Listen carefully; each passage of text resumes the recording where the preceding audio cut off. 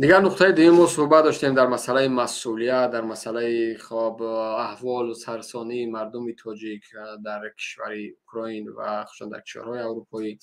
و در آخر چرا ما امروز تصمیم گرفتیم که مهاجران را کمی هم باشد، واقعا از 100% شاید 5% هم باشد در برشان باشیم، همکاری بارشان بکنیم. این هم باشد بعد از چندین دیدگاه ها، بعد از چندین صحبت ها تصمیم گرفتیم. ما امید داشتیم که شاید حکومت در اینجا کمی کار میکنه. یک روز انتظار داشتیم، دو روز انتظار داشتیم، گرچنده که غیر رسمی ما کارهایی را انجام دادیم ولی با طور رسمی دعوت کردن ما ندیدیم. ما امروز گله از تمام هموطنانی که در اروپا قرار دارند، کسانی که واقعا یک روز و یک سختی وارد اروپا شدین، زندگی برپا کردین، تجارت دارین، کار دارین، کسانی که در این دور زحمت میکنن، خدمت میکنن، من دستی اونها را میفشارم و اونها از این موضوع من بیرون هستن. ولی دیگر کسایی که هستین،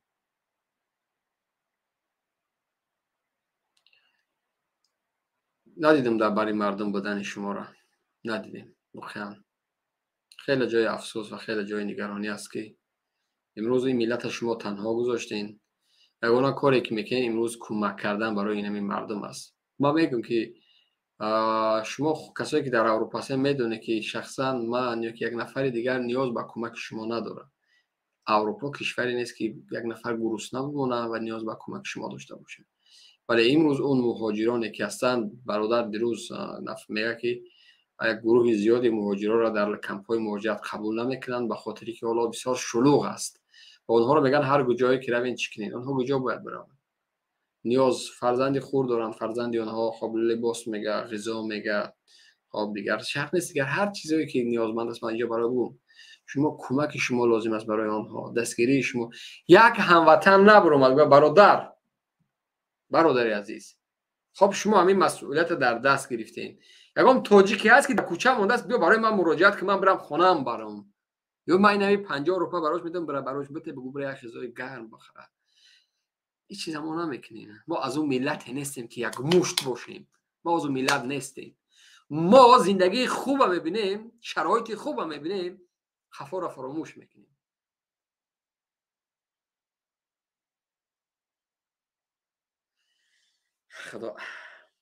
خدا با اون ملت سروری داد که تقدیرش به دست خشت بنوشت. با اون ملت خدا کاری نداره که دهقانش به دست دیگران باشه.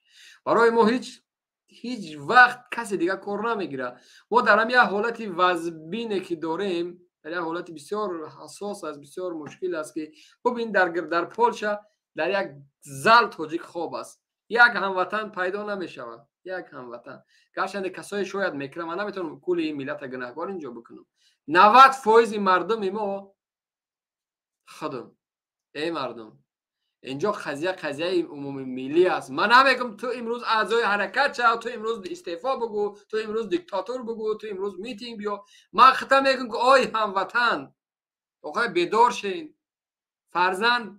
فرزندی خطم برادر عزیز که مرا میبینی، من میدانم که همراه همو فرزندت دست گرفتی، گرانیسه اوکراین را پیاده شدی آمدی، گرانیسه بلاروس را پیاده شدی آمدی، امروز آلمان، اتریش، هلند، فرانکفورت، فرانسه، دیگر جاها. از همون مرزی که امروز تاجیک میبیو، ولی همون مرزی که میبیو همون تاجیک در اونجا امروز مرد است. کودک 45 روزه کسی بود، من میدونم که کودک 10 روزه در دست مرز گذاشتی، کودک 40 روزه در دست مرز گذاشتی، چون آرام بود، جنگ نبود، حالت جنگی هم گذاشتی آمدی. ولی امروز او وقتی میخواد بگذره، جنگ از زیر تیر و توپ میمونه، از دنیا میگذره. حکومت ما برای ما و تو کار نمیکنه، ما و تو باید کار بکنیم.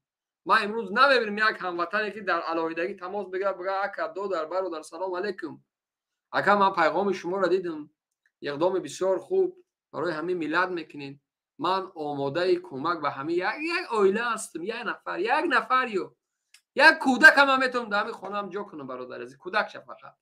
این هم زحمت میخواد، این هم زحمت مسئولیت میخواد. برادر من آمادم بگو فلان عائله تاجیک در خانه کی است، من میخوام یه عیادت شون برم، میخوام یه 10 سوم برای فرزندکش بتیم برای از اون مگزین یک ماروژنیک بخره، بیچاره نه از زیر جنگ اومده است، در یک حالت استرس قرار داره. ما چرا این کارا را کردن نمیتونیم؟ برای چی؟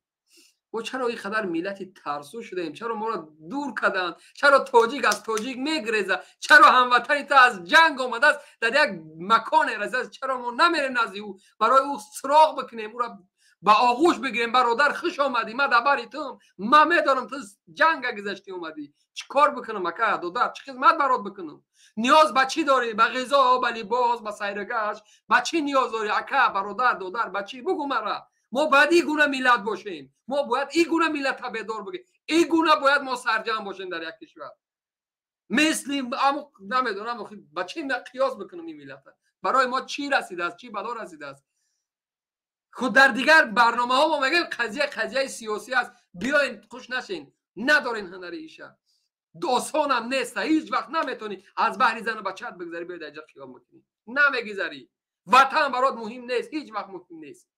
دین برات من میدانم به اکثریت مهم هم نیست. زندگی سالم فرزند پدر مادرم در اونجا است، برام مشکلات میشه. من کاری در سیاست شما ندارم، بگذار نداشته باشید. آشی بدن چه برادر هموطن، امروز حالت دیگر است، ننگ است. غرور ملی باید داشته باشیم، غرور ملی را ما باید امروز بیدار بکنیم، معرفی کنیم در دنیا ما یک ملتی هستیم که یه زمان سربلند بدیم. ما را 4 تا بناموس آورد به این حالت رسوند، 4 تا الکشی تجاوزکار زیناکار اومدن ما را امروز میخواد در بدر کردن.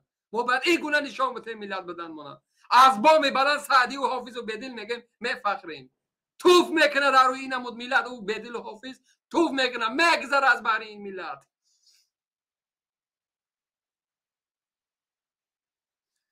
یا که امریکا بهترین زندگی شاهنشاهی، معاش 10,000، خانه‌های آباد. اوه مردم، من باز هم میگم به خدا قسم اگر برای من باشه حرام باشه، من اینمی حاضی بعد از زمین فردا صبح سری کار میرم، برام مهم نیست روز شنبه روز یک شنبه، اگر نیاز دارم میرم کار میکنم زندگی ما و دل خواهر هر حرکتی سیاسی بچه‌ای را که میبینی هیچ یکی اون نیاز به یگان مبلغ نداره. مطمئن باشین اگر داشته باشم میرم نزد برادر خودم، اول میرم نزد همسنگر خودم اگر روزی پیدا شد نیازمندم.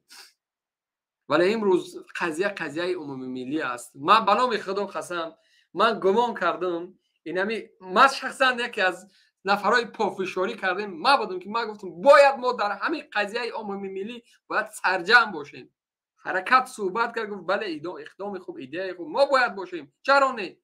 ولی من در این گمان بودم که اینمی اعلان من حالی در فیسبوک نچرخیده 10 نفر الکه ایستاد شدگی فرمای همون نظامی پوشیدگی گجا بریم که اینا من ماشین دارم، اینا من مصرفی رو من گجا برم برای من بته برادر بته من همون برگر بته که شهروندی ما در گجا مونده است، من برام رو بیارم. من واقعا گفتم بعد از این قدر سالهای دعوت و این قدر سالهای مبارزه من در این اندیشه بودم که ما الکه این ملت توانستیم شاید به جای برسونیم. این مردم شاید امروز در این قضیه عمومی ملی یک جایه میشه. ولی افسوس، صد افسوس، یکی از کانادا و از امریکا و از دیگر کشورهایی که ما مردم زندگی خوب داریم.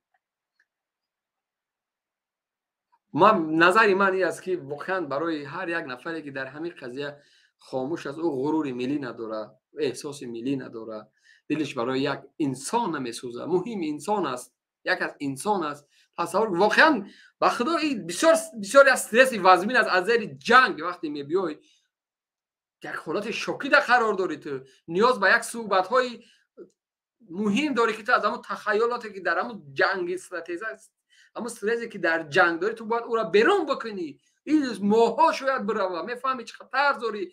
5 بچه در دست فرزند حالا میگی راکت میزنه دمی دیگر میزنه، میدونی فکر این فرزند انسان چقدر مهیم میکنه.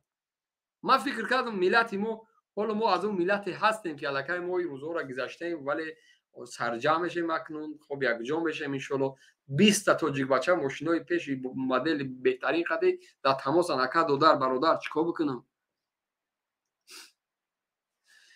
های خدا.